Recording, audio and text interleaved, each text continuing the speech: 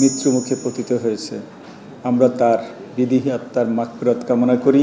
স্মরণ করছি 52 থেকে 69, 71, 90 পরিশেষে 2024-এর জুলাই গণ অভ্যুত্থানে যারা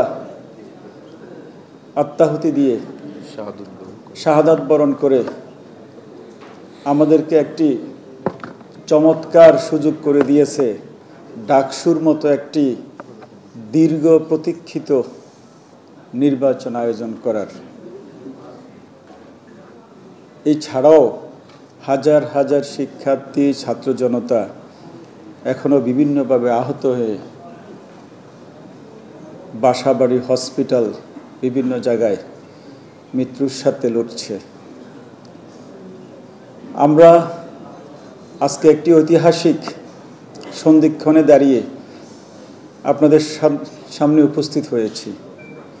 আমি এই উপস্থিতির শুরুতে আপনাদের প্রতি প্রথমে একটু, বিশেষ করে প্রিন্ট এবং ইলেকট্রনিক মিডিয়ার ভাই বোনেরা, আপনারা গত 16 জুন আমরা যখন দায়িত্বভার গ্রহণ করেছিলাম ডাকসু নির্বাচন করার জন্য, তখন থেকে আপনারা সকলেই আমাদের এই কর্মসূচিগুলোকে প্রতিদিন সকাল থেকে সন্ধ্যা পর্যন্ত অপেক্ষা করে দেশ জাতির কাছে আপনারা পৌঁছে দিয়েছেন।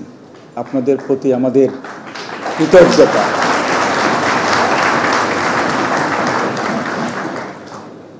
সদ্য গতকাল একজন সাংবাদিক ডাকসুর নিউজ কভার করতে গিয়ে মৃত্যুমুখে পতিত হয়েছে।